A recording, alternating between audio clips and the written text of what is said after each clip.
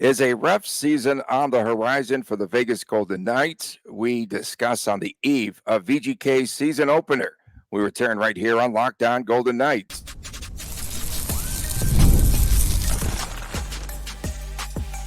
You're Locked On Golden Knights, your daily podcast on the Vegas Golden Knights, part of the Locked On Podcast Network, your team every day.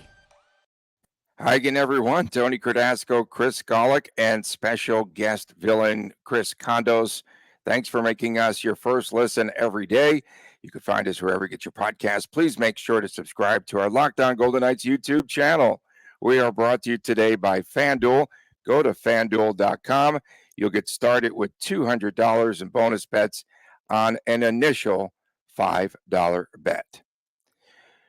Chris Golick, you can introduce our special guest panelist today since you quote this guy stinking all the time. How do I introduce you? Is there a proper way to say this? He's Condos. We've worked shirt. together for a while. We're friends. He's probably as sour as you are, times about 6 when it comes to sports. So why not? So there's Chris Condos. All right, welcome to the show. He already got the uniform memo, so that's good. We're off to a rig start today already. We're off to a rig start. We are. Welcome to the show. Thanks for having me, guys. Yeah, terrific. Thanks so much. A lot of questions must be answered for VGK as the Golden Knights now embark on a new season. First of all, how is this team going to replace, what did we say, Golick, about 197 points from Ortiz? Yeah, so that's the ballpark. All right, that's the ballpark. And that includes Jonathan Marchessault's 42 goals. They lose approximately 40% of all their scoring, guys. I mean, and we just saw the article about Marchessault and his strong preseason. He's in midseason form. I think one of my colleagues quoted from the hockey. I think it was a Hockey News article. Either way, point being is Marchessault is looking pretty good down there in Nashville, and there's a lot of questions. I put a poll out there on my Twitter and tagged Tony, tagged Locked On. And this is very interesting. So is VGK ready for the season? Yes, no worries at all, got 30%. No, long year ahead, got 14%. A lot of vets relaxed, got 22%. No idea what to expect, got 32.4%. So Condos, what do you make of that poll in the upcoming season? They're wrong. This is a season, in my opinion. The 14% are probably right. Who's wrong? Which one's wrong, Condos? All the answers are wrong. You're wrong for putting that up there, Golick. Go ahead, man. Yeah, the correct answer is the 14%, which is the long season ahead. It is. You lost that much offense, and you're talking about trying to replace that with guys that are older and already injured. It is a recipe for disaster, in my opinion. You're talking about a team. It's like fantasy football where you've got the first round draft pick and you just took a 30-year-old running back who tore his ACL. Tony already loves you. I can see that smile on his face. There's a word for it that I can't say, but it rhymes with pit and green. Yeah. And grin. And grin and shin. So VGK opened last season at 7-0. What are the odds of that happening again? Absolute zero. Okay, first 7 games. Are they a 4-3 team? Are they a 3-4 team? What do you say, Condos? If they open up anywhere near 500, considering they started 11-0-1 last year and then 12-2 the previous year, that's a Cassidy trademark. Just get out of the gates quickly. If they don't, they're in a lot of trouble. We'll hit more on if there's a slow start later, but I think the biggest way to discuss this now is, can the Golden Knights start hot out of the gates? Can they bank some points? So we've seen Cassidy Golden Knights teams the last 2 years now have a tough middle third of the season. Tony and I have talked about the middle third and the necessity for the middle third to be better. They won a Stanley Cup with having a poor middle third 2 seasons ago, and a poor middle third and middle last third, if you will, definitely almost bounced the Golden Knights from the playoffs. Here's their first, let's go in a run of 10 games. Home, 3 games, Colorado, St. Louis, Anaheim. Road, Washington, they're not beating Logan Thompson that game. I'm sorry. Road down to Tampa, then Florida, and then a 4-game homestand: Los Angeles, Ottawa, San Jose, and Gary. So you're looking at a pretty favorable schedule. I'll use the word favorable. I'm sure you guys have a different word to use. Yeah. Oh, 5 wins. 5 wins max. How many? Six max. That East Coast trip is pretty difficult, and Bruce is going to get his tan in Florida. And that's the way that falls is pretty tough, I think. You've got Washington, Tampa, and then Florida. Yes, in that order. And obviously Logan Thompson's going to most likely be in net. He's going to want to stick it to the Knights. Tampa's never an easy out. And then, the Stanley Cup champions who just got their rings. Those were awesome. I don't know if you guys, that video They're came not out. those stinking Dakota rings, at least, that the Golden Knights got, the ones that you blow into and the wheel goes around or whatever that is. Remember those? No, and then also, too, VGK has won 5 consecutive openers on the season. That's because it's rigged. I like your shirt. They always open at home, for crying out loud. And they usually play San Jose, Anaheim. Seattle twice, Philly once, Arizona, and then Colorado. Tough one this year, Tony. Tough one this year. Hey, I looked at the numbers, guys. Just a -110 favorite on opening night for VGK. Wow. Just 110. I mean, the public is starting to catch on. This team, are they ready for the season? We don't think so. We don't.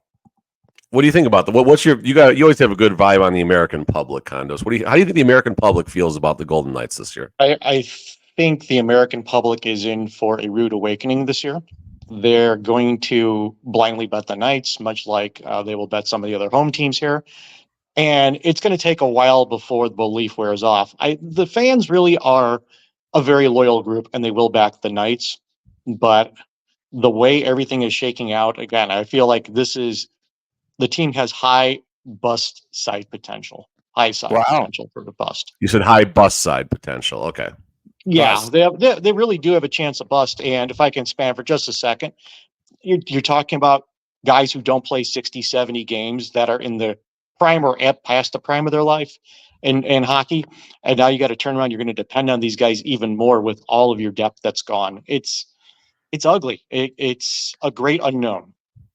Yeah. So Mark Stone, you don't think he's going to bounce back? You think he's 32? Jack Eichel? Eichel hasn't played 70 games in 5 years. Yeah, the guys. Okay, here's my concern. Olofsson.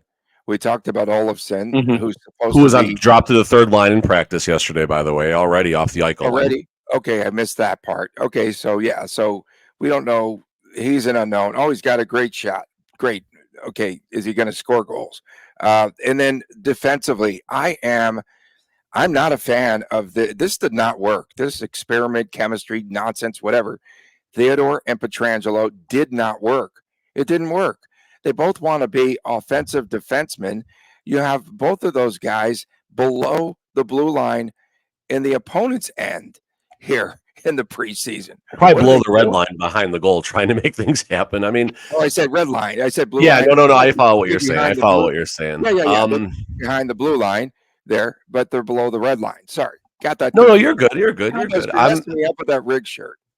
I'm so confused. He's blinded by the rig shirt. No, listen, I mean, and again, it is preseason. I got to remind myself that it's preseason, and a lot of people reminded me it's preseason, and people think I was being negative and putting the poll out there that had 2 favorable answers and 2 non-favorable answers, and didn't even say what side I was on. You were being negative? Apparently my etiquette wasn't good enough. Again, you're being the most positive of the bunch. Yeah. No, I mean, listen, the defense. So Cassidy put a measurable out there. We love measurables, right? Right, Condos? I love them. Coach Cassidy put a measurable out there. He wants the Golden Knights to be the best defensive team in the Pacific Division. The preseason doesn't make me feel too good. Now, people are saying it's a preseason. Who cares? Okay, fine. You're right. But last year, when the Golden Knights had their 2 dress rehearsal games, they were much better. They played solid 60-minute games. They played the game with respect, as Coach Cassidy talks about a lot. The 2 dress rehearsals didn't go that well. Colorado comes in with some vets and not a lot of vets and beats the Golden Knights, holds them to long stretches without a shot on goal. And then now you look at what San Jose just did on Saturday night. Just a weird game. Aiden Hill was off. The defense wasn't good. I mean, we can talk about a million things that went wrong. So we talked yesterday about the horse racing, the horse that's in form and stuff like that. You would like to see better form out of the Golden Knights. Now, will that compete level rise once the lights go on? Who knows? Yeah. And to me, I don't think that they're prepared. You don't give up. You called it the B team. I call it the split squad team, whatever it is. Scoring 3 goals in the final 3 minutes there of the game. Like, you have to close it out and you have to play harder. You have to be tougher on pucks and you can't turn it over. That's for sure. We're going to go back to chemistry. How long is that narrative going to last this season? I thought my goal is to be the positive one, but I'm in the same boat as you guys right now. So maybe a second segment. I'll that wake would be up. a change if you're Mr. Positivity. Stay with us. Coming up next, we are going to talk about the impact of a slow start, if indeed that does happen. Stay with us. Back with more right after this on Locked On Golden Knights. Not condos. What's going on there? You're fine. Don't worry. They Sportsbook. can't see that. You're good. You're good. FanDuel Sportsbook is the official partner of Locked On Golden Knights. And, of course, when you get a hunch in the middle of the game, you can check out the latest stats, view live play-by-play action, and so much more on the same page where you place your bets. You can bet now on all the divisional championships. Every one of the baseball series is tied up at 1 apiece, so it's pretty exciting at this time of year. It's supposed to be the fall classic, although it feels like summer here in Vegas. You will get started with $200 in bonus bets guaranteed when you place your first $5 bet. Start the season off in a big way at America's #1 sportsbook, FanDuel. That's FanDuel.com, America's #1 sportsbook. Welcome back on this edition of Locked On Golden Knights. We're just getting started here. Don't forget, on Fridays, it's WTF, What the Friday. Saturdays, sometimes, the Chris and Chris Jr. Show, the YouTube exclusive. Are you back to doing this regularly now? I think so. I think so. That's the goal. You and little Chris, are you guys like in separate rooms when you record the show? Yeah, he's in his bedroom. He's up in his bedroom. Okay. Yeah. And then he's in his studio. He's in his studio. He's got his studio now. And are you guys still doing that podcast for his team?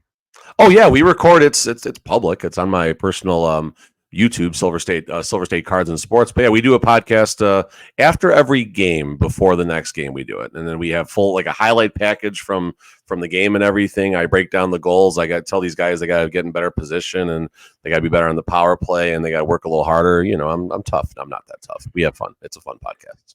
So tonight, Condos is with us as well. We appreciate everyone tuning in. Thanks for making us your first listen. Tonight, they're going to implode a hotel here in Vegas, the Tropicana, overnight. Will they want to implode this VGK season at the end of the year? That is the question of it. I had to do something. We needed a tie-in. Come on, bro. Is opening night even sold out? What is the fan interest like for this team? Condos, you talk about, we've had some private conversations about the fan interest. You go ahead and do your thing. I'll pull up the ticket situation. All right. Well, the fans here, and we've all had different fan bases we followed before, and we've gone through pain, misery, and depression with those teams. The Golden Knights fans don't realize they got the golden ticket, the diamond card, right to the front of the line in season 1. They have never experienced long-term pain. And they won a Stanley Cup in the process. So they've gotten everything. The fans don't realize the rest of the hockey fan base hates them because they're the Golden Knights. They get whatever they want. They get to cheat the cap, blah, blah, blah. If you go anywhere on any of the forums, the Golden Knights are just disliked all the way across the board. So that being said, this year has the great uncertainty. We don't know what's going to happen with this team. It's really as uncertain since season 2. So season 2, and with season 1, they came off a surprise Stanley Cup final. Nobody had expectations for it. It just kind of happened. Season 2, they're like, well, is this mirage? Are we any good? Beyond then you got to 3, 4, and 5, and up to the Stanley Cup, there was always expectations. Now you're on the other side of losing a good piece of your depth, and now you're staring at defensive deficiencies. I don't know what to expect out of the season. I'm not positive. But will the fans stick around if the team stinks? So Tony, real fast here, you're comparing this team to the Tropicana and the implosion. Oh, The he said Mirage is being gutted and rebuilt. Yeah. So are we going to He have a said Tropicana year where it's a complete implosion, or this a Right. Mirage year where it's going to be, a little bit tinkered and stuff? Maybe that's Well, he said that there was a mirage of a season, I think. that's too. why I So said nice. Mirage. So we're Yeah, getting all the he got the implosions in implosion. there. Maybe Yeah. can we tie in Barbary Coast somehow into this later and Bills Oh, maybe? So Bills. on the fan side, so Tony asked a question, and I posted something about a week ago where there was a lot of tickets left for opening night. Now there's a lot less tickets. Scrolling around Axis, if I had to guess between the resale and the public and the VGK tickets, there's probably 200 or so tickets left. So the fans are going to show up for opening night. That's good. I showed videos of long pockets of pockets without seats a lot last year in the fall. Couple things there. One, the team was okay in the beginning, but then they slowed down. And two, obviously, F1 just screws everything up down there. Now you're blowing up a building. That's not going to help getting traffic around there or anything like that. So, yeah, there's going to be more empty seats this year as a result of the environment around T-Mobile Arena. Now, if the team is doing well and winning, you forego those things and you're willing to do it. If the team isn't playing well, as we're talking about now in the second segment, the impact of a slow start, less people will show up, or they'll sell their tickets, or they'll sell their tickets for cheaper. And that's just kind of the snowball effect, if you will, if things don't go well to start the season. Yeah. So if things don't go well, we're going to see a lot of drama with this organization. Either way, that's coming, Tony. Win, lose, or draw, that's coming, to be fair. Okay, that is fair. Cassidy, I still say, he's going to lose his voice, or he might have already to some degree within that locker room. We have to be on the lookout for that. Am I the most positive person on the show? And then this is a team, guys, that has to just kind of limp in to the trade deadline. Like they just have to be around, and then they're going to have all that cabbage that Leonard left behind here with that move. They're supposed to accrue more cap space, and there are reports 5-6 million they might have at that point of this season. So for this team, you might be able to count them out up until the trade deadline, and then they're going to, if they're out of the playoff picture or right towards the fringe of being out of the playoffs, I think then that they can make a difference there. Here's where the positivity will start from me. So, Tony, you do make a fair point. And that's something I've talked about as well. This team needs to get out of the gate okay. They're not going to win the Pacific in the first 20 games, but they need to be a little bit north of that 500 mark. And then fast forward to the middle third of the season, they need to be better. A team that's going to sustain more injuries needs to play better than the teams that have had a little more firepower. And whether that's an improved power play, that strong defense like Coach Cassidy wants to see, they need to get the first portion. Too much math this morning. The first half of the middle third needs to be much better than what it's been. And then, like you said, Tony, if the Golden Knights can be in playoff position, in decent playoff position, not just limping around the 7th or 8th seed, but if they can be comfortably in that top 3 position in the Pacific, which isn't necessarily as strong as anticipated, McCrimmon's going to go to work. You mentioned the cap situation. Yes, the Golden Knights can accrue cap space this year for the first time in a while due to the LTIR situation.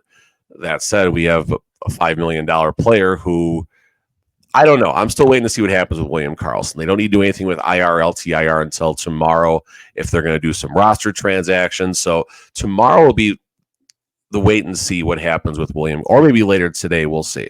But if William Karlsson does go IR, LTIR, maybe he plays tomorrow, who knows? But that could slow down the accrual of the cap space. So, Condos, can I ask you this question? I know VGK is just really, they are banking a lot of their hopes on Holtz and on Olofsson, on players like that. Are there too many complementary players on this team? Are there not enough stars on this team? The mid-level this year is going to be the problem. Exactly what you've talked about. I'm not big on these guys. I mean, if you looked at their past numbers, these are not strong defensive players that they've brought in, which means your pressure is going to the defense. And this is exactly why Cassidy said we have to have the best defense in the division. This is why, in my opinion, that was said. We have 3 Chris's against 1 Tony Oh, right now. man. It's getting Oh, ugly in here. geez. So here's where I will give some positivity. Give McCrimmon credit for finding Tanner Pearson. Is Pearson going to be the Smiley. be all? What's What's that? shirt? What's that shirt? Smalley. It's his chess club shirt. Okay. Is Tanner Pearson going to be the be all end all savior of the Golden Knights? Relax, everybody. Alex Holtz has potential. We saw what he did in a bottom 9 role with the New Jersey Devils. You got Lazinski, who thankfully cleared waivers, who had a really good preseason and could be impactful at the NHL level. He'll start the year in Henderson. Brendan Brisson, offensively, his game has taken 5 steps forward. Haven't even talked about Pavel Dorofeev, who had a Hattie. It was a preseason Hattie, but it's still a Hattie. Dude knows how to score, and he's looking for a breakout type season. Tomas Hertl, he looks a lot better. He looks a lot better than he has in the past. So I get the concern, and I'm as concerned as everybody is. We've had online and offline conversations about our concern, but yes, Marchessault and Amadio and Chandler Stevenson and Carrier and Alec Martinez and all of that, yeah, they're gone. Fine, so be it. But there's ways for this team to be successful and set themselves up for a possible long playoff run. Keep your head above water for 50, 52 games, whatever it is. Hopefully Eichel and Stone are healthy and everything else goes from there. And then McCrimmon's going to go to work and find a way. McCrimmon's going to find a way to get something going, I think. Hey, Golick. I said Golick because there's 3 Chris's. No, that's fair. I don't want like the 310. I didn't put Condo's first name on the bottom just to not confuse anyone else. I've gone by last name for years with him.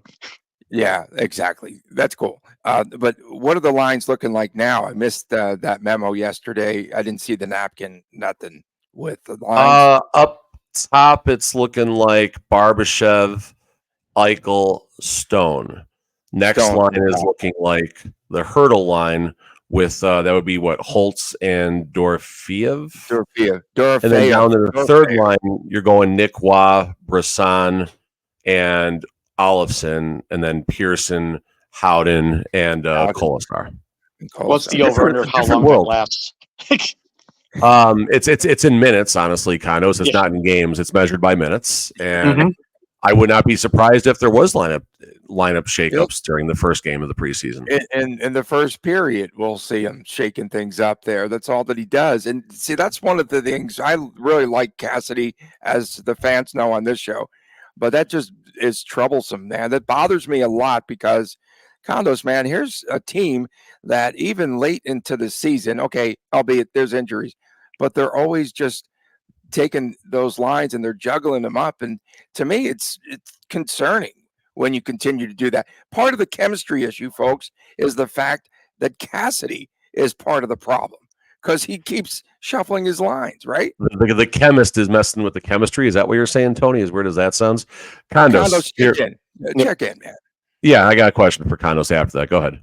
So I guess my first answer about the lines is you have to have some sort of continuity. And I get that you're having desperation for a minute to try to win the game. But at some time you have to show some desperation. The season hasn't started yet. Desperation? That's a big word. Yeah.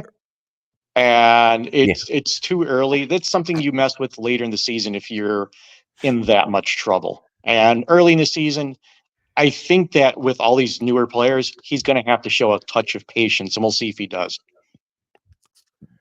Patience and Cassidy are not mentioned in the same sentence a lot. Well, we'll see. This is a different scenario than the last 2 years. The last 2 years were championship window. This is not championship window team as it stands right now.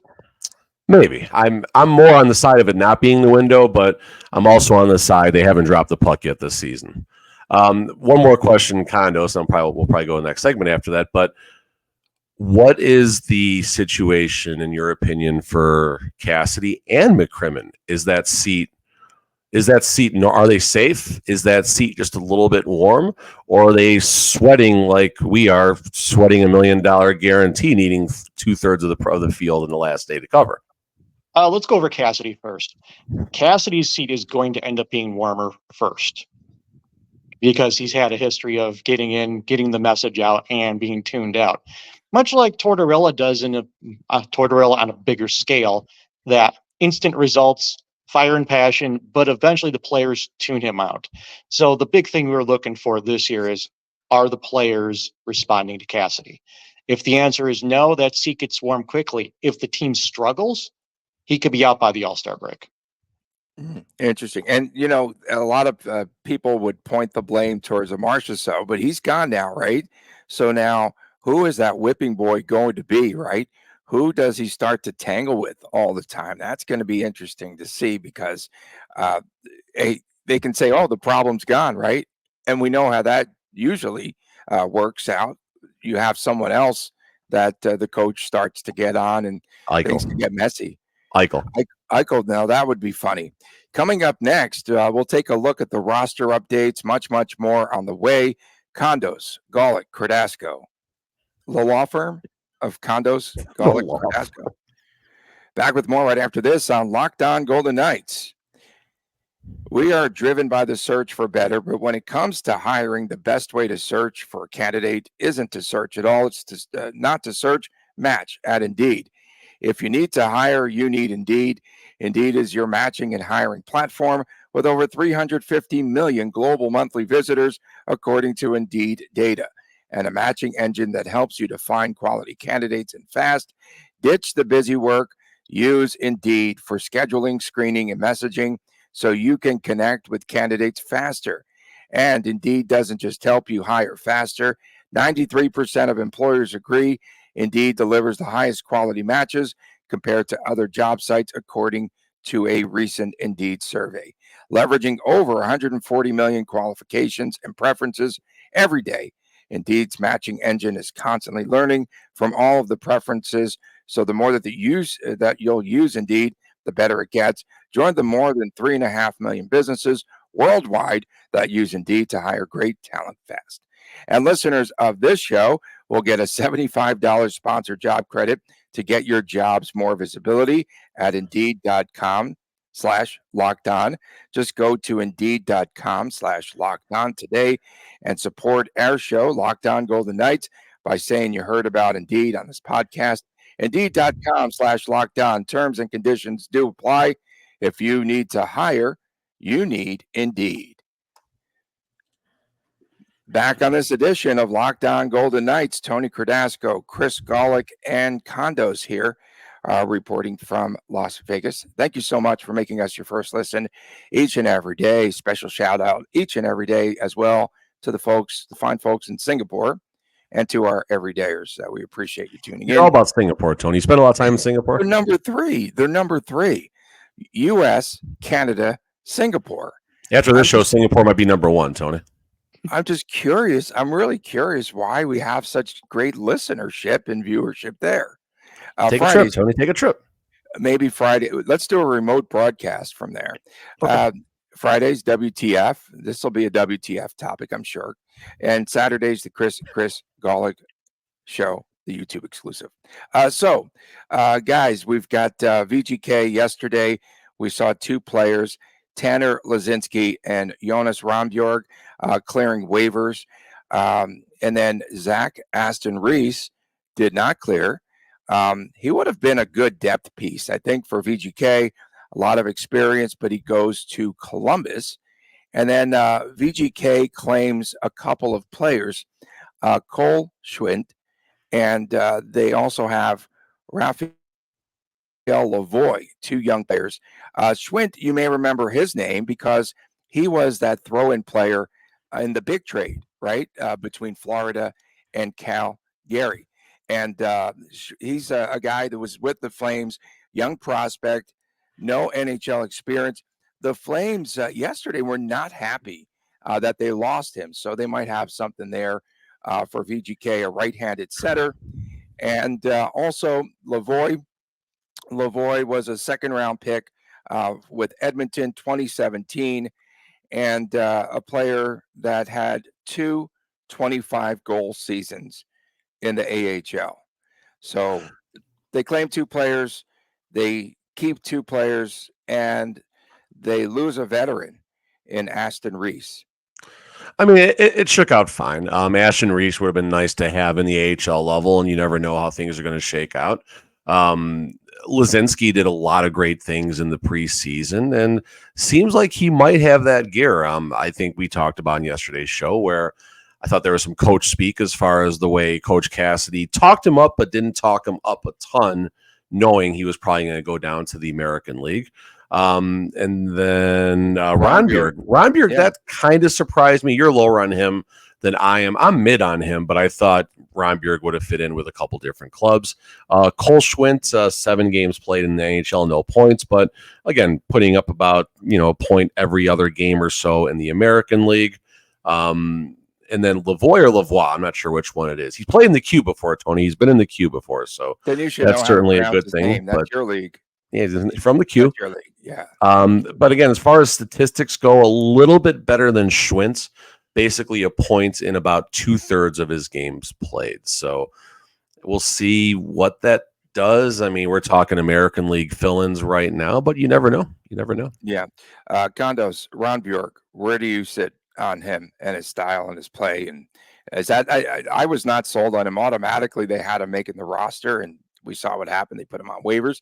Now he's going to toil in the AHL. But what are your thoughts? Again, I'm nonplussed on him. There's very little that says, "Oh, this is going to be a top 6 guy." So it's kind of like he's a guy. He'll get called up again. He'll get his opportunity. The Golden Knights have so many injuries that you have to cycle people through Henderson and bring them on up. So it's very likely he'll get a shot at some point. Condos, what is the most rigged thing about this upcoming season? The fact that 12 teams come here on the tail end of their back-to-backs? Is that the most rigged thing that's going to happen this season, or will we see more riggedness? I had to really think about this for a second. Yeah, they're going to be the beneficiary of being the back-to-back. They just are. Whereas they were going to Arizona first, and now they're coming through Utah. And Utah is going to surprise some people this year, I think. They're definitely a solid playoff contender. They're not going to be an easy out. And with this conference being soft compared to the Eastern Conference, anything is possible. Even the Golden Knights going farther than I think they will is certainly possible. If there's a team that I'm down on this year that I thought was a mirage last year, that's Vancouver. I don't think they're as good as that they showed last year. I think that's a mirage. percentages, Condos. Me and Tony will probably give this tomorrow in our preview show. Percentages, fill in the blanks for the following outcomes. Percentage the Golden Knights make the playoffs. Percentage they win their division. Percentage they win 2 playoff rounds. Percentage they win the Stanley Cup. Good question. They're still a favorite to make the playoffs. It'll probably be as a wild card, though. That's where I have them. I think their likely trajectory as the team stands. Now, let's give McKinnon credit. He gets guys. He makes moves. He's very aggressive. So what I could be talking about right now, that could be absolute moot in a matter of 3 months, and we could be talking a different game. As the team stands right now, to me, they're a third or fourth place team in the Pacific. So I'll put them at 62% to get in the playoffs. To win a round, that's below break even as it stands right now. I'll put it 40 to 45%. On this Stanley Cup. list, Oh, go ahead, go ahead. Tony. What's their odds to Stanley win the Cup. cup this year? Yeah. 1 to 2%. Is it going up? Is it going down with the Tropicana tonight, maybe? Their hopes, do you think? Even more rigged. Hear me out, Condos. More rigged. The fact that this team gets to spend every holiday here at home. I remember the Blackhawks had to go on the road like around I forgot what holiday it was, for like 10 days. They were like gone. They're happy you get out of Chicago, Tony. I promise you. Okay, good point. It's the best part of Chicago's leaving. Are you from Chicago too, Condos? I thought so. Yeah. It was the greatest day of my life when I left. Thanks for joining us. Thanks for being with us today. Golick, any closing comments there from you. You always have something to say. Yeah. I'm good. That was fun. That was good. Condo, so you were his bowling partner. I was. In bowl- fact, let me tie in really quickly. The Go ahead. story about the podcast. Yeah, I'm the guy. I'm the one who heard it. You're the one who what? Remember, I'm the one who heard the story about you being The bowling podcast. imbecile of the week. We talked Bowling about that yesterday, Tony. The imbecile of the day. Petrangelo. I'm the catalyst for all that. You sent it in to them, to Petraglia Jr.? No, what happened was I was listening to it after a night of bowling, and I listened to you guys the next day. So I'm listening to their podcast driving home after league just out of curiosity. And Rad Rob, who I like, by the way, I like their show. He goes, and the imbecile of the week is Chris Golick, and it was all about the tall boys at Nationals in Reno. And I go to Golick, I go, you have to hear this. And That's it great. took a life of its own from there. It sure did. And I hope that they blast him again. Say something about bowling negative. Golick, will you? No. Fees are going up for USBC. I'll get something, I'm sure. Condos, thanks for being with us today. This was a lot of fun. Thanks for having Maybe me. we'll get him back on by American Thanksgiving or something. Right? That's a key, point there. Of course, thanks to everyone tuning in, especially our everydayers. Fridays, WTF. What the Fridays, Saturdays, the Chris and Chris Jr. show. For our entire team here. For our special correspondent, Condos, our special correspondent. He is at FirePassion_SRD. For my man, Chris Golick, I'm Tony Cardasco from Las Vegas. Have a great day, everyone. We'll see you tomorrow right here on tomorrow's the start of the season. Holy smokes. And we'll be -1 big hotel here in Vegas. See you tomorrow right here on Locked On Golden Knights. Please take care.